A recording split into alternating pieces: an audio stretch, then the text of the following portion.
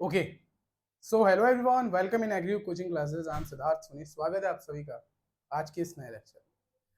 आज के इस लेक्चर में हम लोग कंप्लीट पेपर डिस्कस करने वाले हैं, जैसे कि मैंने बताया भी था और अनाउंस भी कर दिया था इन प्रीवियस डेज।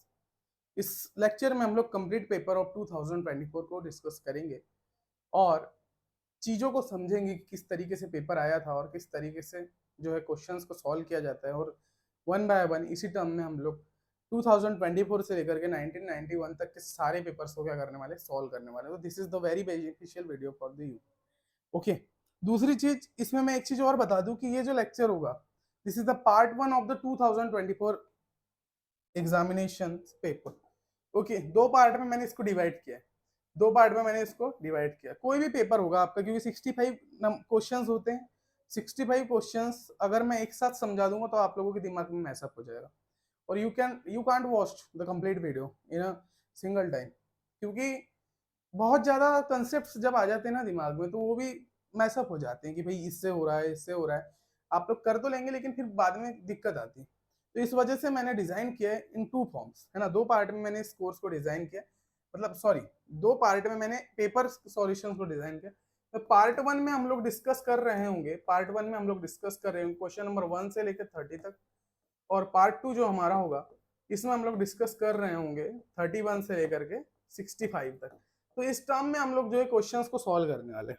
इस टर्म में जो है हम लोग सारे क्वेश्चंस को वन बाय वन फॉर्म में जो है सॉल्व करने वाले हैं और यही हमारा पूरा चलने वाला है, ठीक है। दूसरी चीज, क्या पूरे लेक्चर्स यूट्यूब में होंगे? क्या पूरे पेपर्स यूट्यूब में करवाए जाएंगे? तो बिल्कुल नहीं। सबसे पहली चीज कि बिल्कुल नहीं, पूरे पेपर्स नहीं करवाए जाएंगे। कुछ कुछ स्पेशल पेपर्स, जैसे मैं 2024 का पूरा पेपर डालूंगा यूट्यूब में, हो सकता है 2022 का भी डाल सकता हूँ, ठीक है। तो इस टर्म में मैं डालते जाऊंगा, एक दो पेपर रहेंगे। लेकिन सर पूरे पेपर फिर कहाँ मिलेंगे? तो पूरे पेपर के लिए आप लोगों को इस बैच के बारे में पता होगा, है ना, जो हमारी कंटिन्यूसली चल रही है बैच। इस बैच के बारे में मैंने आज से 2 या 3 महीने पहले अनाउंस किया था ये बैच के बारे में, है ना, और सारी चीजें बताया था। तो सारे जो पेपर्स होंगे, जितने भी सॉल्व करवाए जाएंगे, वो सारे पेपर्स आपको इस बैच के अंदर मिलेंगे।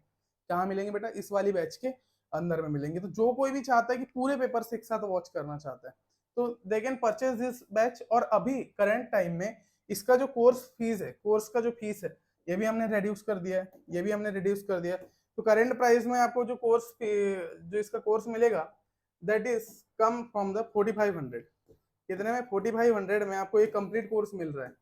ओके, पूरी नवरात्रा में आप लोग जब भी परचेस करेंगे तो 4500 में आप लोग परचेस कर सकते हैं। तो देखिए 7000 से मैंने 4500 किया फॉर द ऑल स्टूडेंट्स, समझ सकते हैं।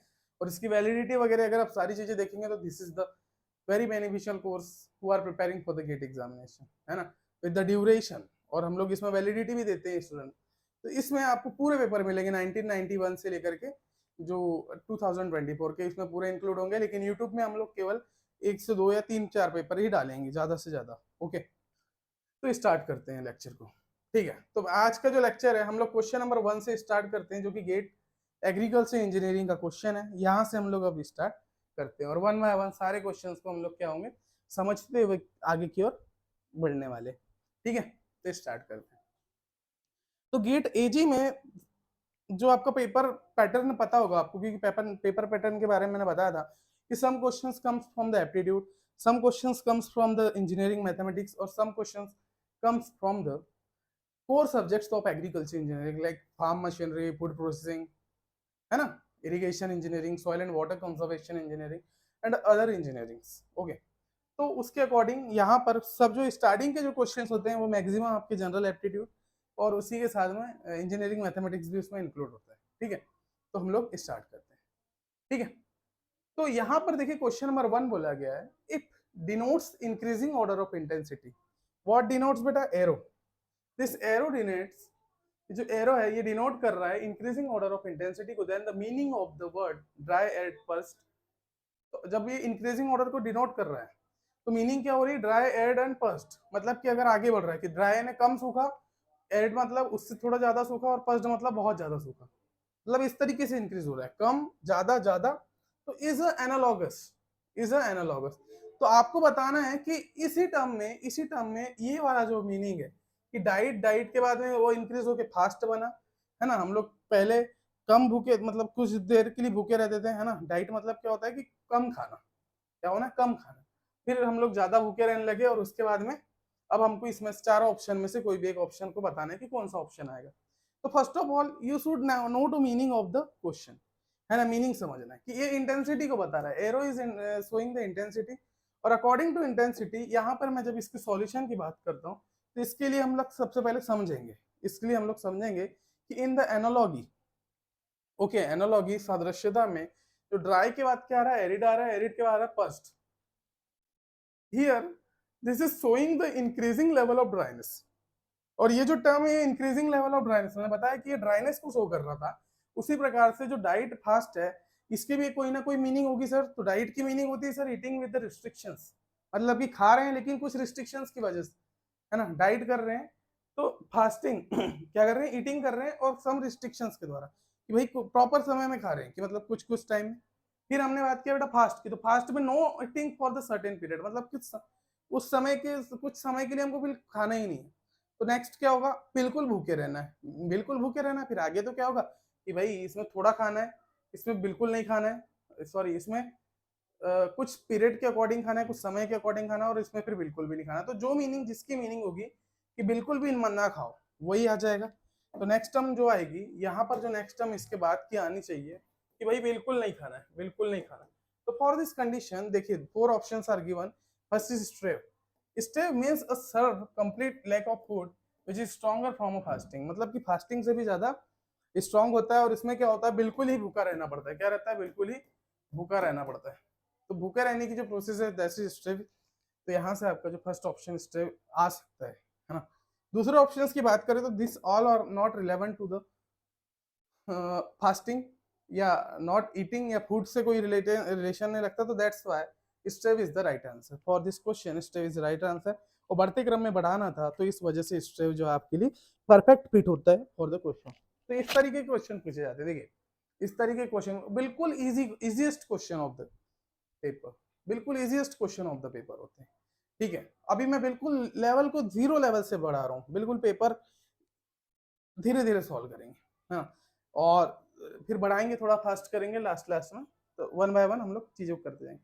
तो ये समझ में आया आपको कि इस तरीके से बोला कि इंक्रीजिंग ऑर्डर में, तो भाई यहाँ से इंक्रीजिंग ऑर्डर आपको इन ऑप्शन से देख करके पता होना चाहिए। अब भाई जिस बंदे को मीनिंग पता होगी, स्ट्रेव की मीनिंग होती है दिस, रिजेक्ट की मीनिंग होती दिस, फिस्ट की मीनिंग होती दिस, अगर ये मीनिंग्स पता होगी तो इसके लिए क्या करना पड़ेगा, we should have to follow the vocabulary. Vocabulary follow, because of that GATE examination ऐसा नहीं है कि जो सिलेबस दिया उसी से आ रहा है। Is the unpredictable examination. All teachers कहते हैं कि भाई अनप्रिडिक्टेबल एग्जाम, तो इसके लिए सारी चीजों का नॉलेज होना चाहिए। जब तक आप इंजीनियरिंग कर रहे हैं तो इंजीनियरिंग क्लास 1 से लेके इंजीनियरिंग तक का सारा नॉलेज आपके पास होना चाहिए, जब जाकर के गेट एग्जाम होती थी। इसलिए तो इंजीनियरिंग के बाद एग्जाम होती है। Understand the thing, okay. तो फर्स्ट क्वेश्चन का आंसर आ जाएगा आपका स्ट्रेव। तो फर्स्ट का क्या आ गया बेटा, ए। फर्स्ट का क्या आ गया, A, okay, starve. Second number question is saying that if two distinct non-real variable x and y, यहाँ पर ये क्या होता है ना, पावर पॉइंट प्रेजेंटेशन में हमेशा क्या होता है, when we convert on a digital board, चीजें वो होती है x and y, okay. The non real variable are x and y, okay, and here x plus y such that, ये x यहाँ पर आता है x and y, and here the x plus y is proportional to x minus y, then in this condition depends on x, हाँ यहाँ पर अभी different value the, depend on x, depend on y। चलिए मैं इस question को आपको PDF में दिखा देता हूँ ना, क्वेश्चन को will see on a PDF. इस तरीके से क्वेश्चन दिया है, देखिए if two distinct non-real variable x and y are such that x plus y is proportional to x minus y, then the value of x upon y, okay. तो सब इसमें से ऑप्शन बताना है कि जब हम x अपॉन y की वैल्यू फाइंड करते हैं तो डिपेंड करता है x और y पे। ये डिपेंड, उसकी जो वैल्यू आएगी वो डिपेंड करेगी x पे और नहीं y पे नहीं। ये डिपेंड करेगी y पे ओनली, x पे नहीं, या दोनों की वैल्यू डिपेंड करेगी किसी एक कांस्टेंट पे। तो वो हमको यहाँ से प्रूव करना है। आपको कंडीशन दे दी गई है कि दोनों क्या होंगे, एक दूसरे के प्रपोजनल होने वाले हैं। दोनों क्या होने वाले हैं, एक दूसरे के प्रपोजनल होने वाले। तो in this term if you follow the question, तो यहाँ से आपकी चीजें क्या बनेगी, यहाँ से आपकी चीजें क्या बनेगी for the solution. First of all हम लोग कंडीशंस फॉलो करेंगे जो क्वेश्चन में दे रहा था। The given condition is that x plus Y is proportional to x minus Y. इस कंडीशन में जो x प्लस वाई प्रोपोर्शनल हो रहा है x माइनस वाई के, फर्स्ट थिंग। तो जब मैंने प्रपोजनल किया तो मैंने जब प्रपोजनल को हटाया तो यहाँ पर एक कांस्टेंट आता है। हम लोग बचपन से जानते हैं कि व्हेन हम लोग प्रपोजनलिटी को हटाते हैं तो here constant will become okay. तो इसको हटाऊंगा तो इक्वल्स टू में k into X minus Y हो जाएगा, k into X minus Y हो जाएगा, x plus Y is equals to k का मल्टीप्लाई मैं दोनों टर्म के अंदर कर दे रहा हूँ तो ये हो जाएगा बेटा kx minus K Y is equals to X plus Y.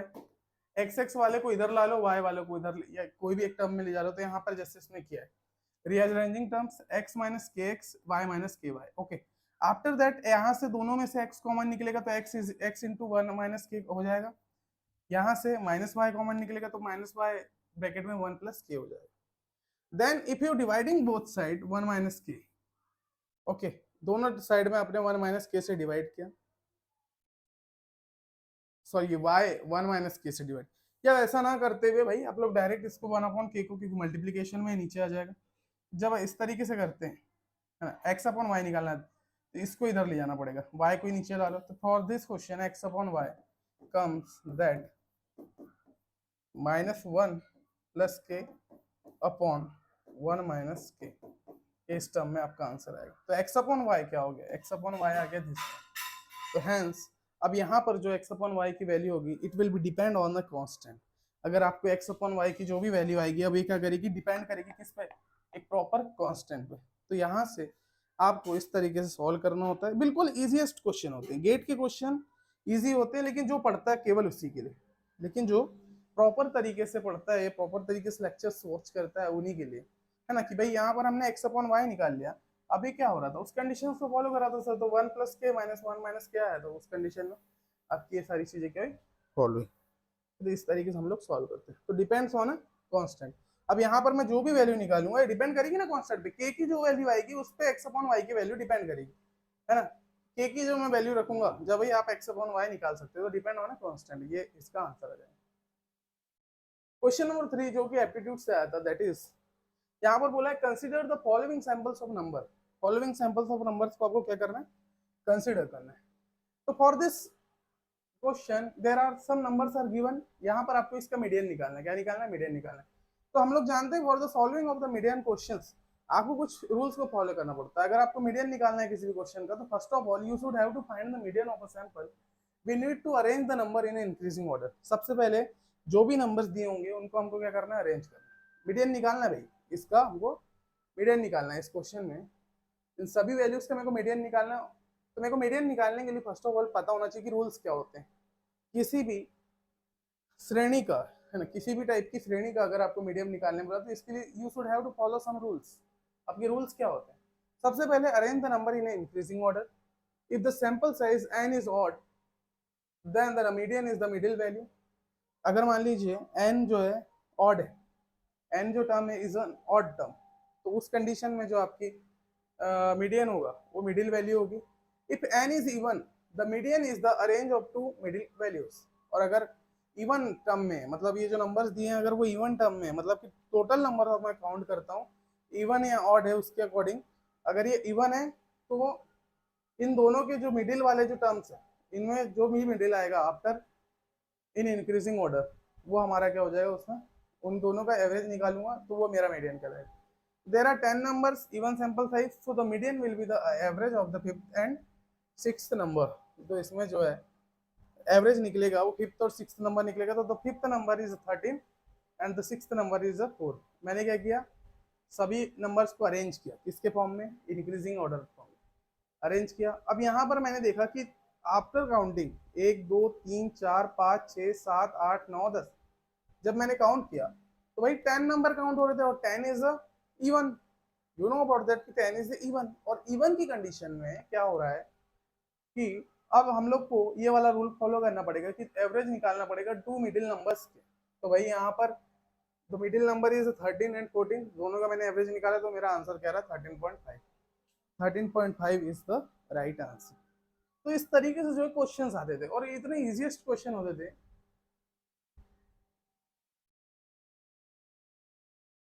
Only the concept is a power. For the solving of the questions concept is a power. जिनको भी इसके बारे में कंसेप्ट पता होते थे they can easily solve all the problem. Okay, आगे की ओर बढ़ते हैं, क्वेश्चन ज्यादा है, टाइम कम है।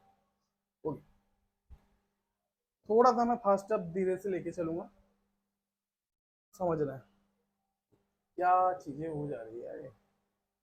हाँ,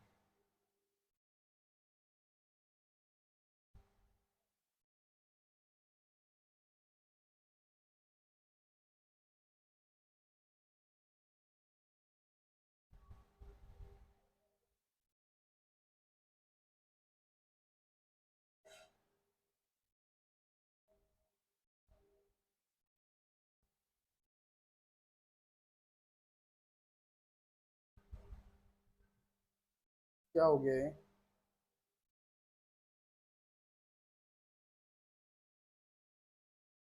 okay, the next question from the ratio और प्रोपोर्शन, अनुपात और समानुपात से क्वेश्चन आया है, जिसमें कॉइन वाला क्वेश्चन है, कॉइन का क्वेश्चन है। तो बोला है the number of coins of ₹1, ₹5 and ₹10। यहाँ पर अपर लाइन थोड़ी सी कट गई है इसमें, बट कोई नहीं। The number of coins of ₹1 के कॉइन है इसमें। In this question the coins are given in the form of the numbers. ₹1 का भी कॉइन है, ठीक है, ₹5 का कॉइन है, साथ में ₹10 का भी इसमें क्या है, कॉइन है। इसको डिमोनिटेशन किया गया है दैट अ पर्सन, और इसको अनुपात में बताया गया है कि उसके पास इस रेशियो में जो ₹1 का सिक्का है दैट इज अ 5 रेशियो, जो ₹5 के 3 रेशियो में, और ये 13 रेशियो में, मतलब कि 100% में ये इसका रेशियो दिया हुआ है। ओके, ₹1 के सिक्के हैं, ₹5 के सिक्के हैं, ₹10 के, कितने कितने हैं, तो इस फॉर्म में दिया गया है कि भाई 5 अनुपात में दिया है, 3 अनुपात में दिया, 10 में, ये 13 अनुपात में दिया। ओके, इस अनुपात में दिया है। आपको बताना है the total amount of the percentage of money in ₹5 coins. Okay, आपको ₹5 कॉइन्स का टोटल अमाउंट ऑफ परसेंटेज बताना है। तो for the solving of proportional ratio and proportion question you should have to be follow the sum rules also, है ना। इस वाले के लिए भी आपको सम रूल्स फॉलो करना पड़ेगा। क्वेश्चन सबसे पहले समझ में आ गया कि ये ₹1, ₹5 और ₹10 के उसके पास सिक्के हैं, और ये इस अनुपात में। तो आपको total amount of percentage of ₹5 के, इसके पास कितने ₹5 के कॉइन है। तो for the solving of the number let the number of coins of ₹1, ₹5 and ₹10 denomination be 5x, 3x and 13x। क्या 5x, 3x and 13x। Denomination जब किया मैंने तो भाई मेरे को इस अनुपात को चेंज करना है, तो जो अनुपात दिया था मैंने इसको क्या लिखा, 5x, 3x एंड 13x। करते हैं हम लोग, रेशियो के क्वेश्चन सॉल्व करते हैं तो ये चीजें करते हैं, ठीक है। आफ्टर दैट यहां से the total value of the coin for each denomination, okay, the total value of the coin for each denomination that is a value of, अब हम इसमें से वैल्यू निकालेंगे, the total value of the coin, है ना। अब यहाँ से मेरे को सब चीजें पता चल गई है, रेशियो पता चल गया। Now we will finding the denomination. तो यहाँ से वैल्यू मैं जब फाइंड करूंगा तो वैल्यू ऑफ ₹1 कॉइन कितने अनुपात में दिया, 5x अनुपात में। तो 1 का मल्टीप्लाई मैं करूंगा बेटा 5 के x के साथ, तो यहाँ पर मेरा आ जाएगा 5x। कि आपके पास 5x वैल्यू के ₹1 के सिक्के हैं, कि आपके पास जो वैल्यू है कि 5x रुपए के ₹1 के वहां पर क्या है, सिक्के हैं। After that the value of ₹5 coins that is 3x into 5। तो आपका कितना आ गया, 5, 3 5 15, 15x। जस्ट सेकंड, है ना। तो ₹5 के सिक्के का जो वैल्यू है दैट इज अ 15x। तो x की जो भी वैल्यू आएगी उसमें मल्टीप्लाई कर दूंगा 15 का। तो मेरे पास ₹5 के कितने रुपए के सिक्के हैं, मतलब ₹5 करके कितने सिक्के हैं, उसकी वैल्यू आ जाएगी। तो value of ₹10 coin that is 130x। तो यहाँ से मैं टोटल अमाउंट निकाल सकता हूँ। मैं first of all total amount निकालूंगा, और वहां से फिर मैं ₹5 के सिक्के निकाल सकता हूँ। So after that, the total amount of money is the total amount is a 5x plus 15x plus 130x is equals to 150x. Now मैंने टोटल अमाउंट निकाल लिया कि मेरे पास टोटल इतने रुपए हैं, मेरे पास टोटल इतने रुपए हैं, कितने, 150x मेरे पास क्या टोटल मनी है, मेरे पास इतना टोटल अमाउंट है। Okay, this is the total amount. After that the value of the money in ₹5 coin is a 15x, और जो वैल्यू है ₹5 कॉइन्स की दैट इज 15x। क्या 15x है, यहां से मैंने फाइंड किया था सर। तो मैं क्या करूंगा, now I will find the percentage. To find the percentage of the money in 5 रुपए कॉइन्स मेरे पास कितना वैल्यू में है, उसमें टोटल वैल्यूज में से मेरे पास कितना है उसका क्या करूंगा, मैं परसेंट फाइंड करूंगा। और after finding the percent it will come from 1/10 into 100 और दिस विल कन्वर्ट इज 10%, और ये आपका क्या आ जाएगा 10% के फॉर्म में आ जाएगा। तो यहाँ से the total value of the money in 5 रुपए coin that is in a percentage form that will become 10%। इस तरीके से फाइंड करते हैं। सबसे पहले अगर आपको कॉइन का वो दिया है तो आपकी उसकी वैल्यू निकाल लो कि उसकी वैल्यू एक्चुअली है कितनी रेशियो में। तो रेशियो में 15x है, और यहाँ पर जब मैंने टोटल के साथ इसको अरेंज किया तो यहाँ से आपका आंसर आया 10%। तो 10% is the right answer for the question. 10% is the right answer for the question. तो क्वेश्चन नंबर 3 था, आई थिंक 3 था, नहीं 4 था। Okay, now the question comes from the log. Question comes from the log. अब देखिए क्या हो रहा है, पीडीएफ की वजह से मेरे को आगे पीछे करके करना पड़ रहा है। क्वेश्चंस कई, एक पीडीएफ है एक पीपीटी है एक इसमें पीडीएफ ऐड है और एक पीपीटी है। तो पीडीएफ में जो है पूरा सही अरेंज है, मतलब जो टाइप हुआ है वो सही है फॉर्म में। पावर पॉइंट प्रेजेंटेशन में क्या होता है, जो चीजें वहां पर ऐड हुई है वो थोड़ी सी अलग फॉर्म में हो गई, तो इसलिए थोड़ा सा स्ट्रगल करना पड़ा। ओके, तो question number 5 is given here. यहाँ पर बोला है for positive non real variable p and q if log p square plus q square is equals to log p plus log q plus 2 log 3। Okay, then आपको find करना है इसकी value. Then आपको find करना है the value of the question is this. 2024 में आया था p4 plus q4 upon p square और q स्क्वायर की आपको वैल्यू फाइंड करना है। तो भाई कैसे फाइंड होगी वैल्यू कैसे फाइंड होगी? तो फर्स्ट ऑफ ऑल यहाँ पर ये लॉग का रिलेशन दिया है, लॉग का रिलेशन दिया, तो लॉग के रिलेशन को मैं लिखता हूँ और मैं इसको करता हूँ सॉल्व करने की कोशिश। For solving this type of question you need to follow the rule, follow the conditions. What? So first of all we can simplify both side of equation y step by step, है ना। हम लोग क्या करेंगे, simplify करेंगे step by step दोनों side की equation.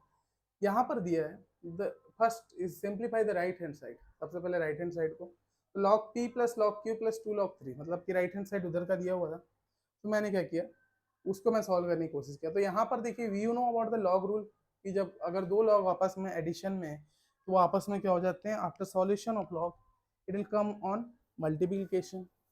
किस में आ जाते हैं बेटा? मल्टीप्लीकेशन में आ जाते हैं। तो मल्टीप्लीकेशन में आ जाते हैं तो ये p और q किस फॉर्म में आ जाएगा, it is come from the multiplication.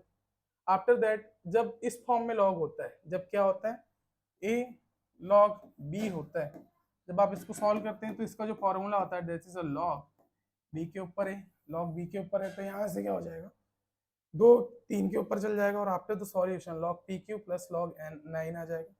और फिर ये दोनों एडिशन में, तो एडिशन में फिर आपस में मल्टीप्लाई हो जाएगा, तो इसका जो वैल्यू आ जाएगा that is log 9pq, that is log 9pq। Okay, तो यहाँ से मैंने राइट हैंड साइड को सॉल्व किया तो मेरा आंसर आ था log 9pq। Okay, so the equation becomes log p square plus q square is equal to this। मैंने LHS के बराबर इसको क्या कर दिया, RHS को कर दिया। अब यहाँ से क्या हो रहा था जब मैंने सॉल्व किया तो since the logarithm are equal we can equate with the arrangement. Okay, तो मैं लॉग को हटा दूंगा और यहाँ पर क्या लिख दूंगा इसको p square plus q square is equal to 9pq। अब आपको फाइंड क्या करना है, आपको फाइंड करना है सर ये p की पावर 4 प्लस q की power 4 upon p square into q square find करना है। तो यहाँ से रिलेशन क्या बन के आ रहा है मेरा, p square plus q square is equal to 9pq, relation बन के आ रहा है। तो find the value of the this. तो first of all we start from the equation expressing this equation. मैं इस एक्सप्रेशन को क्या कर रहा हूँ in terms of p square plus q square express कर रहा हूँ इस टर्म में। तो यहाँ से फर्स्ट स्क्वायर बोथ साइड्स, मतलब ये इक्वेशन दिया दोनों के आपको क्या करना है स्क्वायर कर देना।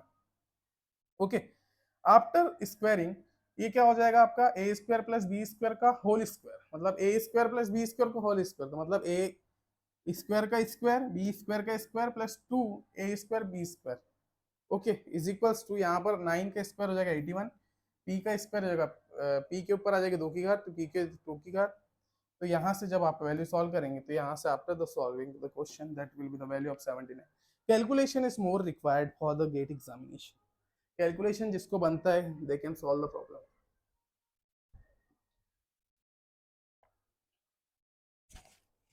और आप लोगों के समय बचाने के लिए हम लोगों ने सारी चीजें यहाँ पर पीपीटी बेस्ड लाया। वैसे हम पढ़ाते नहीं पीपीटी बेस्ड, हम कभी भी नहीं, हम ट्रस्ट ही नहीं करते पीपीटी बेस्ड पढ़ाए। लेकिन यहाँ पर मैं सॉल्यूशंस पूरे दिया हुआ है। अब जिस भी बंदे को अगर पीडीएफ चाहिए रहेगी तो यहाँ से मुझसे ले सकते हैं। इस वजह से इसको अरेंज किया गया है। 2 दिन लगे हम लोग को पूरा इसके ढूंढने के लिए, क्योंकि 2024 का पेपर कहीं पर भी डाला है। गूगल में भी सर्च कर लीजिए, आप कोई भी साइट्स पर आप सर्च कर लीजिए, कहीं पर भी डाला नहीं। तो फिर हम लोगों ने सारे क्वेश्चंस को सॉल्व किया। 65 क्वेश्चंस हम लोगों ने 2 दिन से सॉल्व करे। 2 दिन से आपके लेक्चर नहीं लगने का कारण यही था, है ना, कि solution of the question, solution of the करना है भैया, करना है कि गेट का एग्जाम आ रहा है, करेंगे सारी, ठीक है।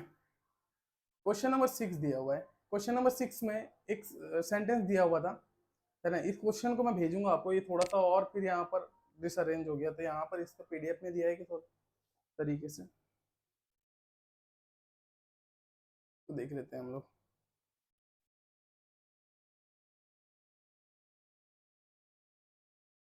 ये यहाँ पर भी मैसअप हुआ, तो इसके लिए मैं वो कर दूंगा, चलिए मैं इसको अरेंज करवा दूंगा। अभी क्या रहता है ना, ये चीज एरर आ जाती है, मतलब पढ़ाते पढ़ाते चीजें आ जाती हैं। हम्म। अब वो कुछ इस टाइप के वर्ड दिए कि कीप ही सेड। देखिए यहाँ पर सबसे पहला दिया था कीप ही सेड, है ना। उसका जो सॉल्यूशन था that is keep he said, ये ब्लैंक है, ये ब्लैंक। तो यहाँ पर जो है इन ऑप्शंस में से आपको करेक्ट आंसर को चूज करना था। इन ऑप्शंस में से आपको करेक्ट आंसर को चूज करना था। तो keep he said what down, तो यहाँ पर जो आएगा डाउन आएगा। तो सबसे पहला ऑप्शन आपका, इसमें भी डाउन दिया, इसमें भी डाउन दिया, तो ये दोनों ऑप्शन तो बिल्कुल नहीं होंगे, तो डाउन आना चाहिए था। ये आंसर बता रहा हूँ मैं, उसका क्वेश्चन है before heading the blank to bed. Bed मतलब हेडिंग टू बेट, मतलब कि इसके लिए आउट ऑफ द बेट आ सकता है ना। डाउन नहीं आ सकता, डाउन टू बेट नहीं आ सकता, डाउन टू बेट इसमें भी दिया है, तो आउट ऑफ बेट आता है, तो इसमें आउट आ जाएगा। तो भाई यहाँ से आपको प्रॉपर समझ में आएगा कि डाउन आउट इसमें आ गया, बाकी कोई भी ऑप्शन में नहीं आता, इस वजह से। तो उसके लिए मैं आपको भेज दूंगा, उस क्वेश्चन को आप लोग के लिए भेज दूंगा, ठीक है। अब कुछ क्वेश्चंस जो है सॉल्व करते हैं जो मेन आते हैं। देखिए यहाँ पर बोला गया है, question number 7 is given, a rectangular paper sheet of dimension 54 centimeter and 4 centimeter is taken। एक रेक्टेंगुलर सीट ली गई है पेपर की जो कि 54 सेंटीमीटर और 4 centimetre is taken। the two longer edge of the sheet are joined together।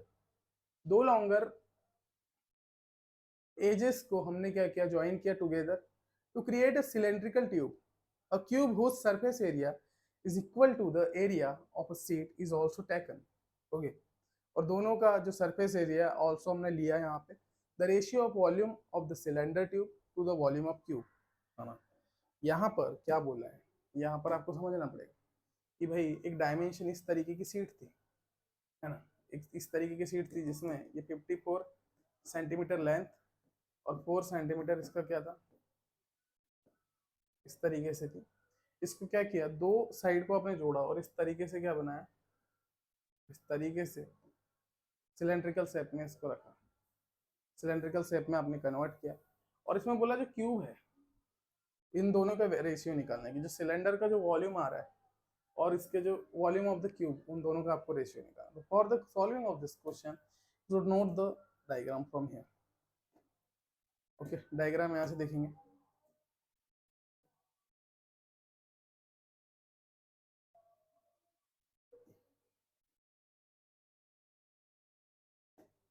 Just second.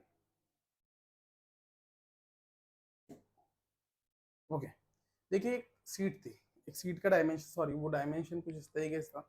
Length में 54 centimetre था और इस तरीके से विड्थ में 4 सेंटीमीटर का था। जब हमने दोनों के एडजेसेंट साइड को क्या किया, ऐड किया, it will come from this. First of all we will find the area of a set. सबसे पहले हम लोग इस सेट का एरिया फाइंड कर लेंगे, that is 54 into 4 216। Okay, surface area of a cube, surface area of a cube पता चलेगा, then we can find A, value of A, है ना। हमको ए की वैल्यू वहां से क्या करना पड़ेगा, फाइंड करना पड़ेगा। तो for the finding of value of A, it is equals to the surface area of a cube, let side of a cube be a और a is equals to the 6। हमने क्यूब के जो cube का हम लोग जानते थे क्या,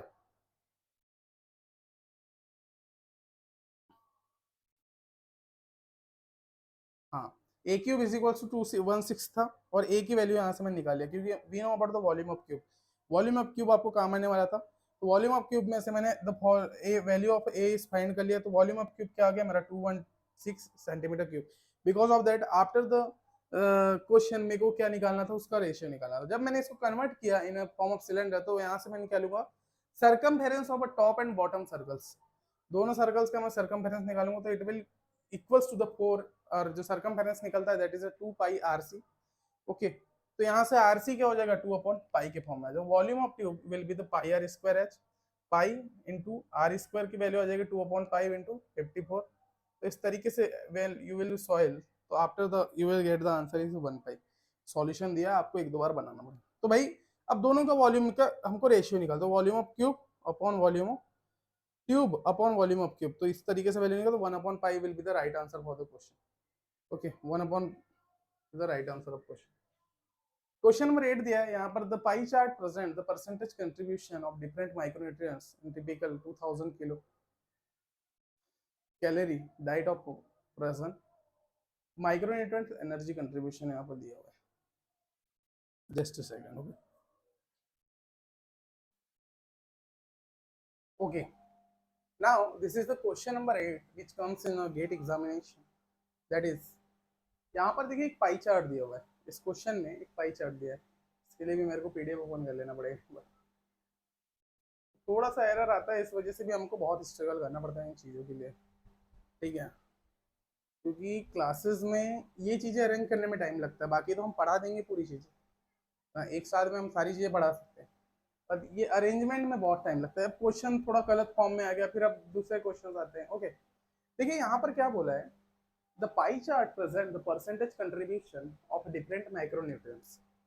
माइक्रोन्यूट्रिएंट्स के परसेंटेज कंट्रीब्यूशन को यहाँ पर दर्शाया गया है to a typical 2000 kilo calorie diet of a person. मतलब कि पर्सन है, उसका जो डाइट है वो 2000 कैलोरी डाइट दिया हुआ है, ठीक है। The micronutrients energy contribution is that here the saturated fat is 20%, trans fat is 5%, carbohydrate दिया 35%, प्रोटीन दिया 20% एंड अनसैचुरेटेड फैट जो है इसमें 20% है, ठीक है।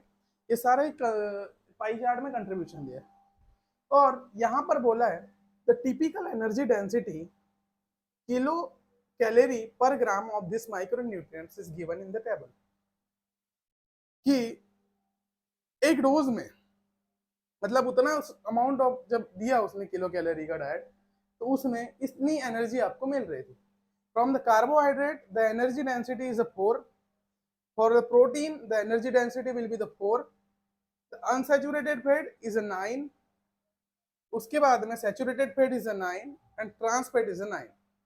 आफ्टर दैट ये सारी कंडीशंस देने के बाद वो बोलता है the total fat all this types in grams with the person consumes, कि भाई इनको जब एक पर्सन ले रहा है तो उसमें उसकी टोटल फैट की वैल्यू बताओ।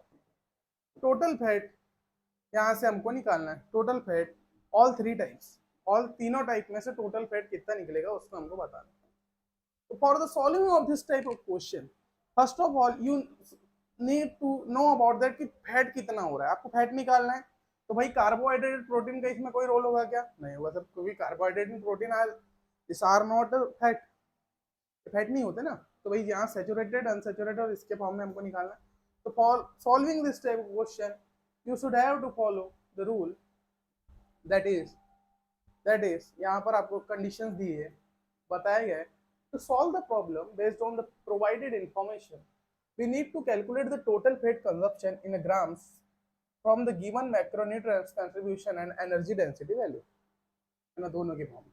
तो given information is a daily intake, वो 2000 किलो कैलोरी खा रहा है ना, डेली वो कितना इंटेक कर रहा है 2000 kilo calorie. Energy density of carbohydrate and protein is a 4 kcal पर ग्राम। एनर्जी डेंसिटी बता दिया था मैंने किसकी, कार्बोहाइड्रेट और प्रोटीन की। ओके, कार्बोहाइड्रेट और प्रोटीन की कितनी 4 kilogram, sorry 4 kilo calorie per gram. Energy density of unsaturated fat, saturated fat and trans fat, ये टोटल की कितनी थी 9 किलो कैलोरी पर ग्राम। पर ग्राम में 9 किलो कैलोरी था। यहाँ पर जो आपका पाई चार्ट में जो चीजें दी थी उसको मैंने बताया कि कार्बोहाइड्रेट आपका 30% था, प्रोटीन 20% था, अनसेचुरेटेड फैट 30% था, सेचुरेटेड फैट 20% था, ट्रांस फैट आपका 5% था। ओके, तो स्टेप 1 कहता है कि calculate energy from the each micronutrients. सभी माइक्रोन्यूट्रिएंट से आपको सबसे पहले कैलकुलेट करना है कि energy, energy from the micronutrient, उसकी एनर्जी फाइंड करना है। ठीक है, तो for each micronutrient the energy is provided can be calculated as a percentage of the total 2000 kilo calorie diet. तो energy from the carbohydrate, carbohydrate से कितना है 2000 का 35% मिल रहा है कार्बोहाइड्रेट, तो 2000 का 35% निकालोगे तो 700 किलो कैलोरी आपका क्या है कार्बोहाइड्रेट एनर्जी है। Energy from the proteins, proteins की एनर्जी निकालोगे तो 20% ऑफ द 2000 कैलोरी, तो ये आ जाएगा 0.20 into 2000, तो यहाँ पर आ जाएगा 400 kilo calorie. The third is the energy from the total fats, that is the unsaturated, saturated and trans fat। ये था आपका अनसेचुरेटेड की बात करें 20% था, सेचुरेटेड की 20 और ट्रांस की बात करें तो 5%। तो इस तरीके से 45% of the total kilo calorie जो आप इंटेक कर रहे हैं पर डे, इतना था। तो यहाँ से जब आपने कैलकुलेट किया तो 900 किलो कैलोरी आपका यहाँ से आ गया। ये क्या आ गया आपका, this is the total fat energy. What total fat energy, मतलब कि टोटल फैट लेने पर आपको इतनी एनर्जी मिल रही, कितनी 900 किलो कैलोरी आपकी क्या है एनर्जी मिल रही है, मतलब कि 900 किलो कैलोरी आपकी यहाँ से आपको एनर्जी मिल रही है। साथ में जो आपका नहीं, टोटल फैट मिल रहा है, टोटल कितना मिल रहा है 900 किलो कैलोरी का फैट मिल रहा है, और एनर्जी तो थी 9 किलो कैलोरी पर ग्राम। अब आपको यहाँ से निकालना था, आपको यहाँ से निकालना था, in this question you should have to find the calculate gram of a fat consumed.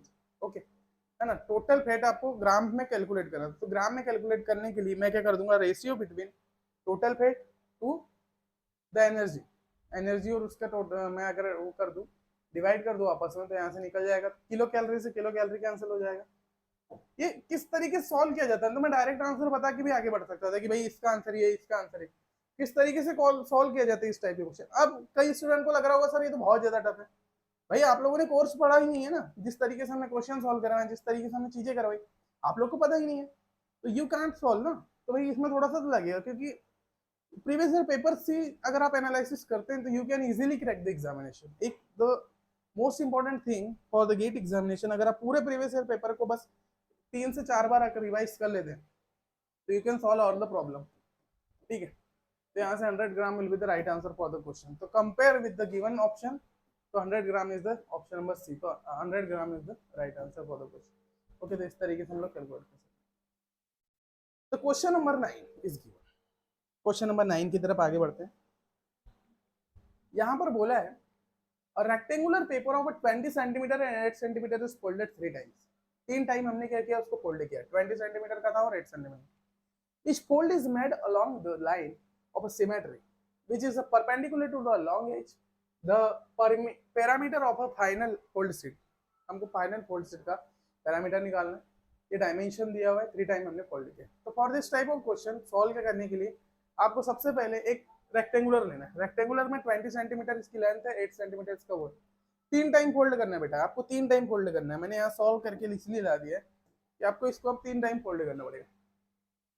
तो if you fold this type of things, तो इसको आप इस तरीके से पहले फोल्ड करेंगे, है ना, इस तरीके से फोल्ड करेंगे तो it will come after that the, ये 2 पार्ट में डिवाइड हो जाएगा 10 सेंटीमीटर 10 सेंटीमीटर, तो इसके ऊपर आ जाएगा तो 10 into 8 में आ जाएगा। क्या हो जाएगा 10 into 8 में। अभी 10 वापस से इस तरीके से इसको फर्स्ट टाइम हमने क्या किया, फोल्ड किया।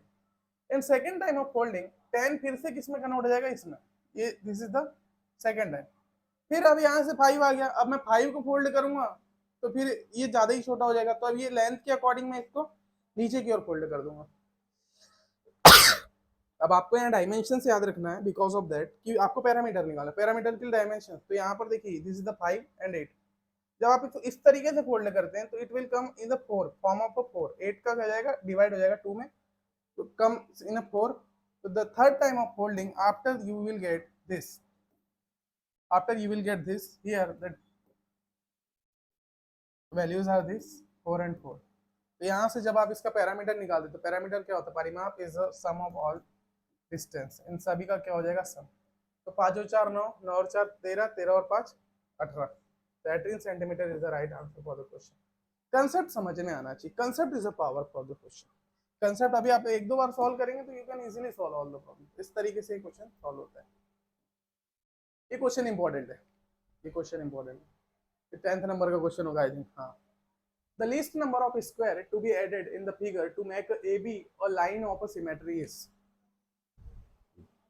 the least number of a figure square, मतलब कि least number of squares हमको ऐड करना है in this figure, इसको सिमेट्री बनाने के लिए, है ना। सिमेट्री मतलब कि दोनों तरफ समान। अब सिमेट्री बनाने के लिए first of all you should have to need some rules, know the rules. Okay, symmetry बनाने के लिए जो रूल्स होता है कि मान लीजिए जो लाइन है, ये जो लाइन है इसके इधर उतने, अगर मान लीजिए इतने स्क्वायर दिए, जितने स्क्वायर इस लाइन के नीचे दिए उतने स्क्वायर उस लाइन के ऊपर भी होना चाहिए, और दोनों ए और बी दोनों में होना चाहिए। जब वो क्या होगा, सिमेट्री की कंडीशन शो करेगा, सिमेट्रिक कंडीशन शो करेगा। तो फॉर दिस क्वेश्चन आपको स्क्वायर्स काउंट करने हैं, और अकॉर्डिंग टू दिस आपको ऊपर भी उतने स्क्वायर लगाना है जितने नीचे है ना, उतने स्क्वायर ऊपर लगाना है जितने नीचे। ओके, और इसको क्या करना है, सिमेट्री करना। तो इसमें कितने स्क्वायर्स और आपको नीड है उसको आपको बताना, कितने स्क्वायर्स की और नीड है आपको बताना। तो यहाँ से ही मैं इस डायग्राम से बताता हूँ कि देखिए, अगर आप इसको सिमेट्री बनाना चाहते हैं तो सबसे पहले यहाँ पर स्क्वायर दिया है, यहाँ पे नहीं दिया, ये पहला स्क्वायर यहाँ पर आ जाएगा, पहला स्क्वायर यहाँ पर आ जाएगा, बिकॉज ऑफ दैट यहाँ दिया हुआ। ठीक है, दूसरी चीज यहाँ पर नीचे पर, ये लाइन के नीचे पर एक स्क्वायर दिया था, ये लाइन थी, लाइन के नीचे एक स्क्वायर दिया है, अगेन यहाँ पर दूसरा स्क्वायर दिया, अगेन यहाँ पर दूसरा स्क्वायर दिया, लेकिन ऊपर भी ये कंडीशन है क्या, ऊपर पे सर ये कंडीशन नहीं है। तो यहाँ पर सर एक स्क्वायर हमको और ड्रॉ करना पड़ेगा फॉर द कंडीशंस को समझने के लिए, है ना। नीचे दिया तो ये हो गया, ठीक है, ये चीजें हो गई, मतलब एक और दो यहाँ पर आपने बना लिया। फिर एक नीचे दिया है तो एक ऊपर भी होना चाहिए, एक नीचे दिया है तो एक यहाँ पर ऊपर होना चाहिए। तो this is the third square, this is the third square. Then यहाँ से ये फर्स्ट वाला आपका सिमेट्रिकल प्रॉपर्टी शो कर रहा है। अब इसी के अकॉर्डिंग दूसरा भी होना चाहिए, इसी के अकॉर्डिंग दूसरा भी होना चाहिए। तो यहाँ पर फिर एक स्क्वायर ड्रॉ करेंगे, जैसा था वैसा बना दो इसको, एक चौथा, पांचवा, और इसके सामने वाले को देख करके कम ऑन दिस, तो दिस इज द 6। तो यहाँ से इसके सिमिलर ये दिख रहा है, तो दोनों सिमेट्रिकल कंडीशन शो कर रहे हैं। मतलब कि सिमेट्रिकल कंडीशन शो करने का मतलब होता है कि लाइन के नीचे जितने स्क्वायर है लाइन के ऊपर भी उतने स्क्वायर होना चाहिए, तो लाइन के स्क्वायर जितने स्क्वायर है लाइन के ऊपर भी होना चाहिए, उसी फॉर्म में होना चाहिए, और सेम होना चाहिए सभी चीजें। तो यहाँ से तो आपके नंबर ऑफ स्क्वायर कितने हो गए, 1 2 3 4 5 6, तो number of square will be the 6। यहाँ से from this question the answer will be the 6। A B line को सिमेट्री बनाने के लिए, सिमेट्री कंडीशन में लाने के लिए आपके पास टोटल नंबर ऑफ स्क्वायर 6 होना चाहिए। यहाँ से ये चीजें बताते हैं। Okay, understood. ओके, देखिए इस तरीके से दिया हुआ था, उसको सॉल्व किया। ओके, अब कुछ थ्योरेटिकल, अब कुछ क्वेश्चंस है जो कि कॉन्सेप्ट बेस्ड क्वेश्चन है। ओके, उनके बारे में बात करते हैं।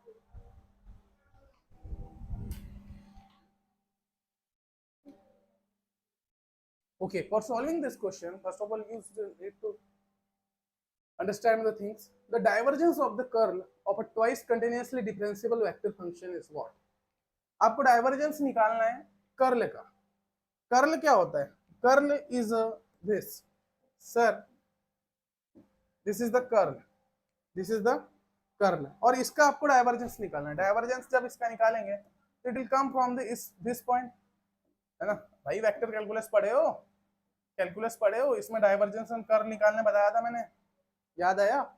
ये this is the property of a curl. जब हम कर्ल को शो करते हैं, curl is a multiplication of del into vector F field, और this is the divergence, divergence into field is equals to curl, और इसका डाइवर्जेंस निकालना है कर्ल का, डाइवर्जेंस निकालना है कर्ल का। तो यहाँ से आपको कोई ऑप्शंस बताने की कौन सी चीज आएगी। जब इस टाइप के क्वेश्चन, इस टाइप का जब इसमें अरेंजमेंट देखा गया, तो यहाँ पर इसको सॉल्व करने के लिए you should know that the question asked from the divergence of the curl of a twice continuously differentiable vector function. Twice continuous differentiable function. Here in vector calculus there is a well known identity that called a vector calculus identity. That is, हम लोग जानते हैं कि divergence अगर curl का क्या होता है, डाइवर्जेंस और कर्ल का मल्टीप्लिकेशन 0 होता है, यानी जो डाइवर्जेंस होता है और उसका अगर मैं मल्टीप्लिकेशन करूँ कर्ल के साथ, तो it will come 0। in that condition, this identity states that the divergence of the curl of any continuously differentiable vector field f is always zero. This holds for any vector field as long as it satisfies the condition of being continuously differentiable at least twice. है ना? तो for the property of the vector calculus we know about that the divergence of a curl is always be zero. तो इस question का answer क्या आ जाएगा? Zero.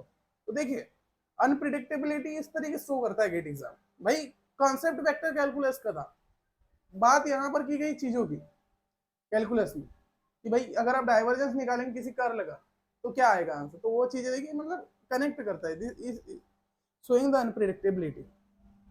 Okay. The next question comes from the engineering mathematics, in which the examiner asks that the Laplace transform of a function ft is equals to t4, then the function is s, the value of the s is what? तो Laplace transform निकालना है ft is equals to t की power 4 का. तो for the Laplace transform we know about the Laplace transform for the ft is equals to tn. इस form में दिया है. तो in given from the formula, जब हम उसका लाप्लास ट्रांसफॉर्म इस गिवन फॉर्मूले के अकॉर्डिंग हम लोग उसको ट्रांसफॉर्म निकालते हैं. किस तरीके से कि लाप्लास फ्रॉम द t की power n is equals two factorial n upon s की पावर n प्लस 1 के फॉर्म में, है ना. इसके फॉर्म में हम लोग निकालते हैं. Then we can solve the answer. तो for the given function ft is equals to t4 दिया हुआ है. ओके, तो इसका लाप्लास निकाल दो. t4 का लाप्लास यहाँ पर n की वैल्यू दी है 4, इज द n, और फैक्टोरियल n जब 4 करेंगे तो इसका वैल्यू आ जाएगा 24, क्योंकि आपको फैक्टोरियल n की जरूरत पड़ रही है. ठीक है, फैक्टोरियल n की जरूरत यहाँ पर पड़ रही है. s की वैल्यू दी है क्या? तो नहीं, s की वैल्यू नहीं दी, तो s के term. thus the Laplace transform for the t4 is equals to l t4 factorial n मतलब 4 का फैक्टोरियल अपॉन s की पावर 4 प्लस 1. 24 अपॉन s की power 5 will be the right answer for the question. so the correct answer is a 24 upon 5 s का s के ऊपर 5 की घात, ना 24 अपॉन s के ऊपर 5 की power. That will be the right answer. The Laplace transform the question is this. Okay, तो इस तरीके से हम लोग इसको काउंट करते हैं. अब यहाँ पर कुछ कंसेप्ट क्वेश्चन आ जाते हैं, यानी मिक्स पेपर होता है तो कंसेप्चुअल क्वेश्चन. ओके, तो समझ में आ रही है चीजें. एक दो बार प्रैक्टिस करना पड़ेगा बेटा, एक दो बार प्रैक्टिस, क्योंकि हमारे पास भी उतना टाइम नहीं कि हम लोग पूरा डीप में समझा दें, है ना. क्योंकि टाइम आप भी बोर हो जाएंगे, चीजें क्वेश्चंस मैसअप हो जाएंगे, इस वजह से हम लोग थोड़ा जल्दी कर रहे हैं. यहाँ पर बोला है, if the dynamic weight on the front axle is lesser than 20% of the total weight of a tractor, the longitudinal instability of a tractor can be divided by. Dynamic weight के समय फ्रंट एक्सल पर 20% से कम load है, total weight का 20% से कम है. The longitudinal instability of a tractor can be avoided by. Instability को अवॉइड किया गया कैसे? तो adding weight on the rear axle, adding weight on the front axle, reducing weight on the rear axle, reducing weight on the front axle. तो for this condition you should know the instability concept. Instability concept क्या होता है कि भाई dynamic condition में आपका tractor क्या कर रहा है? मूवमेंट कर रहा है. ट्रैक्शन मैंने बहुत ही प्यारे तरीके से समझा है. जिन भी बच्चों ने ट्रैक्शन के लेक्चर नहीं करे तो they can do their loss, because of the traction से क्वेश्चन पूछता ही है, हर समय पूछता है क्वेश्चन. 5 नंबर 6 नंबर क्वेश्चन पूछता है. तो first thing is a trust. Teacher पे ट्रस्ट है जब आप लोग सारी चीजें सॉल्व कर सकते हैं. In the concept of tractor stability, if the dynamic weight on the front axle is less than 20% of the total weight, it indicates that the front axle may not have sufficient load to maintain stability during operation. Okay, sufficient load to maintain stability during operation. This can lead to condition known as a longitudinal instability. Okay, जो कि lead करती है conditions को कि longitudinal instability को. To enhance stability, one effective strategy is to ensure that there is adequate weight on the front axle.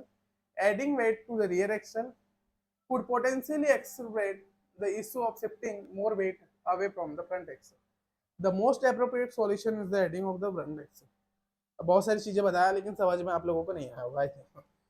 This helps to increase the weight on the front axle. क्या होता है, अगर मान लीजिए movement के समय अगर आपका ट्रैक्टर मूव कर रहा है, क्या होता है, जो सामने के चक्कों में अगर टोटल ट्रैक्टर वेट का अगर 20% वेट अगर हमने दिया है तो आपका ट्रैक्टर स्टेबल रहेगा, मतलब कि चलते तरीके से रहेगा.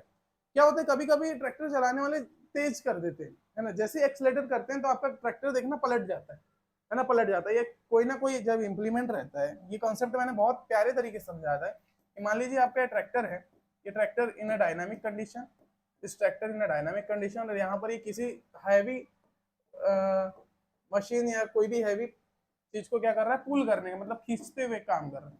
जैसे ये खींच रहा है तो भाई अगर इसका लोड इससे ज्यादा होगा तो ये ट्रैक्टर क्या होता है, कभी कभी कंडीशन में देखना ऊपर की ओर आ जाता है, फ्रंट एक्सेल ऊपर की ओर जाता है। तो इस वजह से बोला गया कि अगर मान लो 20% से कम है, टोटल वेट ऑफ ट्रैक्टर से 20% से ज्यादा होना चाहिए, लेकिन कम है, तो उस कंडीशन में हमको क्या करना पड़ेगा, वेट ऐड करना पड़ेगा। किसमें, फ्रंट एक्सेल में। ये चीज बताया कि जब आप एक्सेलरेट करें या पुल करें तो उस कंडीशन में आपका ट्रैक्टर पलटे ना, तो उस कंडीशन से बचाने के लिए आपको क्या करना पड़ेगा, उस कंडीशन में आपको एक्सेलरेट करना पड़ेगा। ये चीज यहाँ पर बता। तो question number 13 is showing this. Okay, तो यहाँ पर ये चीजें बताया गया। The question number 14 in that case, that is, in place with severe condition climate, sorry, severe cold climate, in place with severe cold climate, the most important fuel property to be considered for running an internal combustion engine, that is, heating value, place point, power point और boiling point. Cold climate में कौन सी fuel की property है जो consider की जाती है for the running internal combustion engine smoothly. Cold condition में क्यों ऐसी क्यों बात की है, कोल्ड कंडीशन में ऐसी कौन सी फ्यूल की प्रॉपर्टी है जो कि स्मूथली इंजन को रन करने में हेल्प करती है। तो for this condition you should no about the heating value, base point, power point और बॉइलिंग पॉइंट। अब सभी की अगर आपको मीनिंग पता है तो you can easily answer that this is the power point. Power point मतलब कि कोल्ड कंडीशन में जो पावर पॉइंट की जो प्रॉपर्टी होती है दैट इज द फ्यूल को क्या होने लगता है, जमने नहीं देता। पावर पॉइंट मतलब कि एक ऐसा पॉइंट जहां पर वो फ्यूल को जमने नहीं देता और कोल्ड कंडीशन में भी क्या कराता है, फ्लो कराता है ना। तो वैसे वही लिक्विड है, लिक्विड तो जम जाना चाहिए कोल्ड कंडीशन में, लेकिन वो जमता नहीं और लिक्विड को, तो this property of power point. तो फॉर दिस क्वेश्चन मैंने सारी चीजों को ऐड कर दिया और वन लाइन में मैंने बता दिया कि सारी मीनिंग क्या होती है सारी चीजों का। आप आंसर तो पावर पॉइंट है ना। In sub cold climate the most critical fuel property to be considered for the running internal combustion engine is a power point, in which power point is what, this is the lowest temperature at which the fuel can still flow। एक lowest temperature होता है जिसमें क्या होता है, आपका fuel still flow करते रहता है। In cold climate if the power point of the fuel is too high, cold climate में अगर आपका जो पावर पॉइंट है अगर वो टू हाई है, the fuel may gel or become viscous leading to the problem with fuel delivery and engine problem. Power point में क्या होता है कि कोल्ड कंडीशन में भी क्या होता है, मतलब लोएस्ट टेम्परेचर में बहते रहता है ना। तो अगर मान लीजिए कोल्ड पावर पॉइंट अगर सबसे ज्यादा हो गया तो फिर वो क्या हो जाएगा, विस्कस हो जाएगा और जेल के फॉर्म में, तो उस पर कंडीशन में चीजें बिगड़ती। हीटिंग वैल्यू क्या होती है, while important for efficiency it is not critical cold weather situation. Okay, ये हीटिंग वैल्यू जो होती है इंपॉर्टेंट एफिशिएंसी को के लिए होती है और कोल्ड कंडीशन में इसका कोई contribution. Next point, this indicate the temperature at which fuel can ignite but it is less relevant to the cold starting issue, है ना। स्टार्टिंग इशू के समय ये चीज आती है, इग्नाइट करने के लिए देता है, मतलब जब आपका इंजन स्टार्ट होता है तो उस समय जो आपका फ्यूल लगता है, point is place point. Boiling point जिसमें भाई एक फॉर्म से दूसरे फॉर्म में कन्वर्ट हो रहा है तो वो बॉइलिंग पॉइंट आता है। Power point is the right answer for the. अब ये वाला जो क्वेश्चन था, अब ये जो क्वेश्चन नंबर 15 है, ये सबसे ज्यादा घुमाने वाला क्वेश्चन था। मैंने कल इसके बारे में कम से कम 2 से ढाई घंटे तक देखा, चीजें इसके बारे में बुक्स वगैरह फॉलो की, लेकिन इसमें थोड़ी सी इशू आ रही है। इसका आंसर बेटा, इसका आंसर आ रहा है this increased by w sin theta, but in Google and other sources the answer will be this। Okay, तो यहाँ से थोड़ा कंफ्यूजन था, एरर था, इस वजह से मैंने इस क्वेश्चन को आज के लेक्चर में इंक्लूड नहीं किया है। तो मैं इस वाले जो नेक्स्ट लेक्चर होगा उसमें मैं उसको डीप में समझा दूंगा और रिसर्च करके थोड़ा सा, ठीक है। तो क्वेश्चन नंबर 15 को हम लोग इग्नोर करते हैं, या आप लोगों से बनेगा तो आप लोग बना करके मुझे भेज दीजिएगा व्हाट्सएप में, ठीक है। वो छोड़ दिया मैं। Question number 6 is that the difference between advance curve and regression curve for a given surface irrigation event is known as time of concentration, lag time, time to peak, intake opportunity time।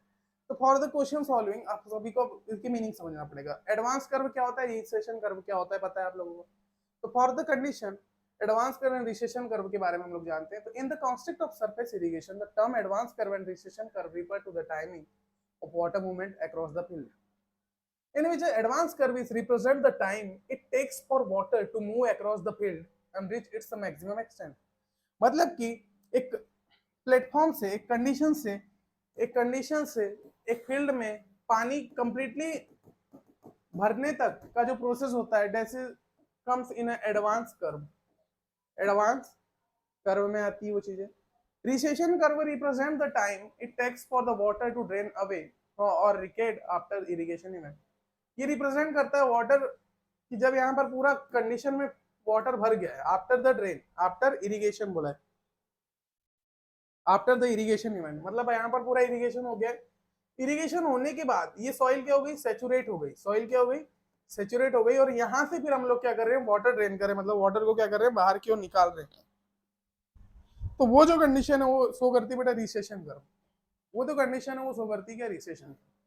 तो from explanation of terms ये दोनों आपको समझ में आ गया. अब यहाँ से जो भी टर्म उस चीज को फॉलो करेगी that will be the right answer. तो यहाँ पर सबसे पहला ऑप्शन ये था time of concentration.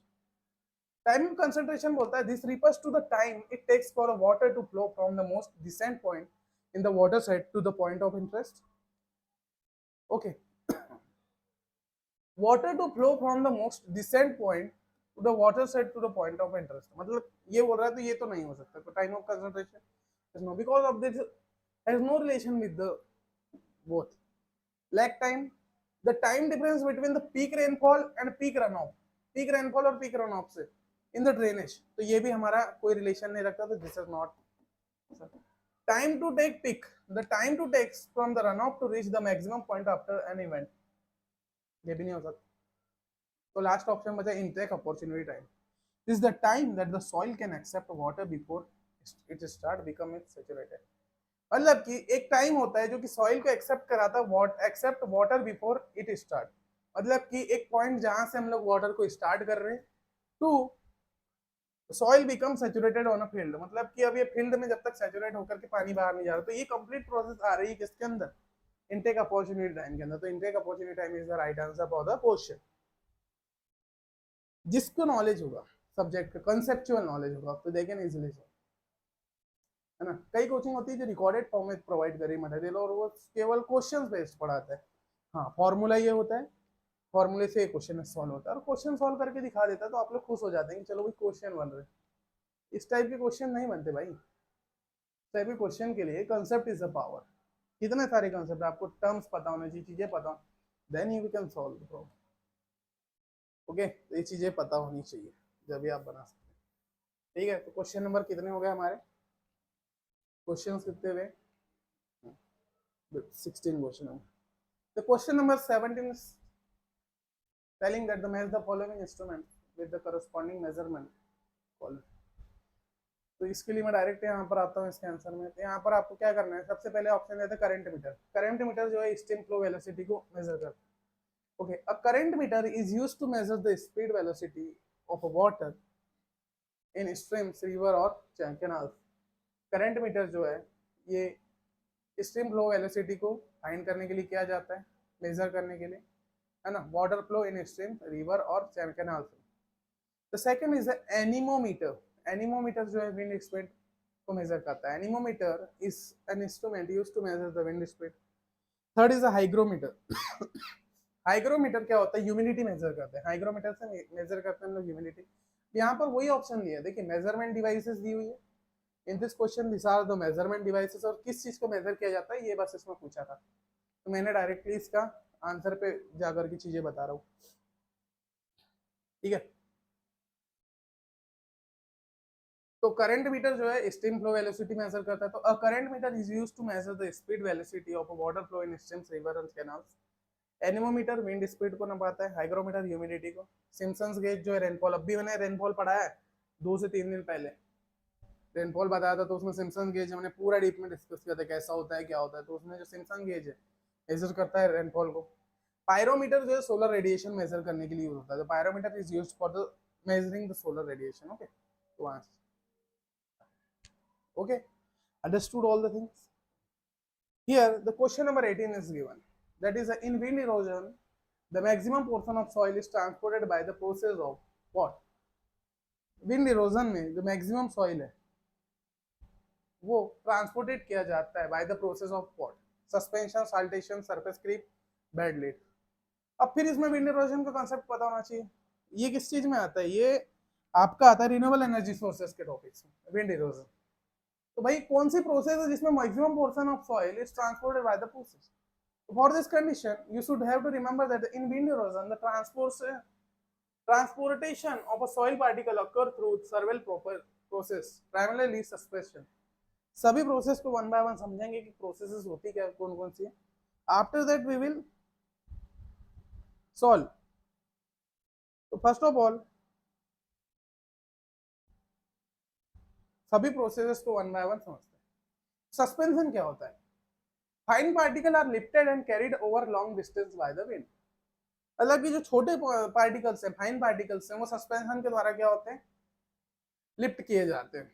Okay, saltation क्या होता है? Larger particle are lifted and the fall back to the ground bouncing along the surface. The process is responsible for the moving many particle in series in jumps. मतलब कि इसमें जो है बड़े particles जो होते हैं सॉइल के, वो मूव करते हैं और एक जगह से दूसरी जगह बाउंसिंग करके क्या हो जाते हैं, पहुंच जाते हैं। तो साल्टेशन लग रहा है भाई, saltation is a process, okay, जिसमें क्या होता है बड़े पार्टिकल, तो बड़े अमाउंट ऑफ पार्टिकल मतलब मैक्सिमम पार्टिकल मूवमेंट कर रहे हैं ना, इस कंडीशन में maximum particles are moving. Okay, the third is a surface creep in which a larger particle that roll a slide along the ground without being lifted by the wind. Like surface creep is not dead load refers to the sediment that moves along the bottom of a very river or streamlet. With the most significant process among this, saltation is a process responsible for the majority of soil transport during wind erosion. Saltation efficiently moves a significant amount of a soil particle because it involves the repeated lifting and hurling of larger particle which can dissolve a smaller particle and contribute to erosion. Saltation is a process that is, वहां पर मैंने बताया, the valid proof is what? In wind erosion, the maximum portion of the soil transported by the process of saltation. Saltation के द्वारा ये बड़े particle जा रहे हैं, बड़े पार्टिकल जा रहे हैं, ट्रांसपोर्ट हो रहे हैं, एक जगह से दूसरी ओर जा रहे हैं, ट्रांसपोर्ट हो जा रहे हैं। इस वजह से saltation is a process which is used for the, okay. Question number 19. That is saying that hilly area receiving heavy rainfall, where a major portion of the rainfall is to be drained as surface runoff, are suggested to adopt bench terraces with. Hilly areas में heavy rainfall जब आता है तो major portion of the rainfall क्या हो जाता है, drain हो जाता है, रन ऑफ की वजह से क्या हो जाता है, ड्रेन हो जाता है। And are suggested to adopt bench terraces with, suggest किया जाता है बेंच ट्रेसेस में। तो इसके लिए जब हिली एरियाज में क्या होता है, बेंच ट्रेसेस लगाए जाते हैं, तो इससे बचाने के लिए, इन लॉसेस से बचाने के लिए हमको क्या करना पड़ता है, स्लोपिंग करना पड़ता है, इनवर्ट स्लोपिंग करना पड़ता है। कैसे? In hilly area with heavy rainfall, the need to drain surface runoff should be adopted bench trusses with sloping inward. Explanation: inward sloping bench trusses are effective in heavy rainfall area because they prevent water from ponding, है ना, prevent करते हैं पॉन्डिंग की help, पॉन्डिंग की मदद से जो भी वाटर आता है रेनफॉल के through. They are also use for crop that are susceptible to water logging. Water logging से भी हम लोग क्या करते हैं, इसको बचाते हैं, है ना। पॉन्डिंग के हेल्प से हम लोग इसको क्या कर लेते हैं, प्रिजर्व करके रखते हैं, और जो कि इरिगेशन पर्पस में हमारा यूज होता है। तो sloping inward is the right. Maximum लोगों को यहाँ पर डाउट था कि भाई स्लोपिंग आउटवर्ड कि भाई पानी भर जाता है, ज्यादा भर जाने की वजह से भी लॉसेस होता है सर, तो लेकिन the right answer is sloping inward. GATE के जो आंसर की थी उसमें डायरेक्टली दिया हुआ है। Okay, how they work? A barrier is stabilized across the land at suitable intervals and the soil is pushed downhill to develop the terraces. The terraces is then naturally leveled. Okay. Surface runoff is the flow of water over the ground surface when excess rainwater, storm water or melt water can't soak into the soil quickly enough. It can occur when the soil is already saturated or when rain arrives faster than। तो ये आप लोग पढ़ लेना, बाकी तो ये explanation था, ठीक है, क्योंकि बहुत सारी चीजें की दिक्कत होती है। देखिए, the next question is question number 20। तो question number 20, that is critical thickness of insulation RCR for a pipe having thermal conductivity and convective heat transfer coefficient H0 is। यहाँ से आपको रिलेशन बताना है कि दोनों के बीच में क्रिटिकल थिकनेस में क्या रिलेशन होता है HO के साथ। तो भाई ये तो आपको पहले से ही पता है, कन्वेक्टिव हीट ट्रांसफर में आता है। द क्रिटिकल थिकनेस क्या होती है? Insulation for cylinder pipe can be delivered from the relationship between the thermal conductivity और insulation material. The convective heat transfer coefficient at the outer surface is the insulation. The formula for the critical thickness insulation RCR. ये इसका formula होता है. जिनने भी convective heat transfer का topic पढ़ा होगा they can easily answer the question बिना कंसेप्ट समझे क्योंकि ये रिलेशन ही होता है. आरसीआर का रिलेशन होता है with the conductivity of thermal conductivity of insulation और कन्वेक्टिव हीट ट्रांसफर के साथ. ये डायरेक्ट होता है. तो answer is a B. B is the right answer for the question. इसमें एक्सप्लेनेशन की जरूरत नहीं है. ये चीजें one tick question direct number देते हैं हम. इसके लिए आपको चीजें पढ़ना पड़ेगा. ओके, तो ये थे आपके क्वेश्चन नंबर 20 तक के क्वेश्चंस. अब मेरा एक और सजेशन है आप लोगों से. चलिए आज मैं क्या कर रहा हूँ, इनको 3 टाइप में डिवाइड कर दे रहा हूँ. पहले मैं सोच रहा था कि 2 में कर देता हूँ, लेकिन द लेवल ऑफ क्वेश्चन देख करके मुझे लग रहा है कि आप लोगों के लिए दिक्कत होगी. आप लोगों के लिए थोड़ी सी दिक्कत होगी क्योंकि अगर मैं एक साथ 30 क्वेश्चन समझा देता हूँ तो लेवल्स के अकॉर्डिंग मेरे को पहले लग रहा था कि मैं 2 फॉर्म में अगर पढ़ाता हूँ, 2 पार्ट में डिवाइड कर देता हूँ तो हो सकते हैं. लेकिन ये आप लोगों के लिए मैसअप हो रहा है क्योंकि अब जो कॉन्सेप्ट होंगे बढ़ेंगे, ये कॉन्सेप्ट पूरे बढ़ते रहेंगे. हाँ, तो इसके लिए मैं इस पेपर को 3 फॉर्म में डिवाइड कर देता हूँ. 3 फॉर्म में इसको मैं डिवाइड कर देता हूँ, है ना. 3 फॉर्म में डिवाइड करके इसको सॉल्व करवाता हूँ क्योंकि 2 फॉर्म में ही तो 20 क्वेश्चन तक तो मैक्सिमम स्टूडेंट्स अभी थक गए होंगे कॉन्सेप्ट समझ. तो मेरा इसको मैं 3 पार्ट में डिवाइड कर रहा हूँ. 20 + 20 + 25 इस फॉर्म में. तो total number of 65 question will be solve in the manner. तो इसका जो सेकंड पार्ट होगा ये अब मैं डाल दूंगा, जिसमें मैं 21 से लेकर के कहाँ तक 20 क्वेश्चंस और हो जाएंगे तो 41 तक इसमें सॉल्व करवा दूंगा और आफ्टर दैट मैं उसको आगे सॉल्व. तो आज के लेक्चर में हम लोग इतना ही रखते हैं और ये सारे क्वेश्चंस आप लोगों को क्या करना है, प्रैक्टिस करना है. और जितने भी पेपर हम लोग सॉल्व करेंगे वो इसी टाइप से पूरे सॉल्व करेंगे, है ना. इसी टाइप से हम लोग सॉल्व करेंगे. और प्रीवियस ईयर पेपर अगर जो भी स्टूडेंट अभी पढ़ लेता है, पूरे पेपर अगर सॉल्व कर लेता है तो 100% क्यों गेट एग्जाम क्रैक कर सकता है. प्रीवियस ईयर पेपर ही पढ़ाते हैं, कोई भी कोचिंग वाले हो प्रीवियस ईयर पेपर ही पढ़ाते हैं ना. क्वेश्चन आप प्रैक्टिस करते हैं पूरे प्रीवियस ईयर पेपर के करते हैं, बुक से प्रैक्टिस करते हैं. तो यहाँ पर मैं एक्सप्लेनेशन के साथ बता रहा हूँ चीज़ों को, तो आप लोग यहाँ से इनको कवर करिएगा. ठीक है, जो भी चीज़ कवर करते जाना है हम लोगों को. ठीक है, ओके. तो 1 बाय 1 इसी फॉर्म में हम लोग चीज़ों को करते हैं. ठीक है, क्या आप घंटों तक पढ़ाई करके भी एग्जाम और जो भी चीज़ें हैं इस फॉर्म में हम लोग आगे क्या करेंगे. Okay, thank you. Will meet on the next. के लिए तैयार महसूस नहीं करोगे? क्या आपको इतनी सारी इंफॉर्मेशन में रास्ता नहीं मिल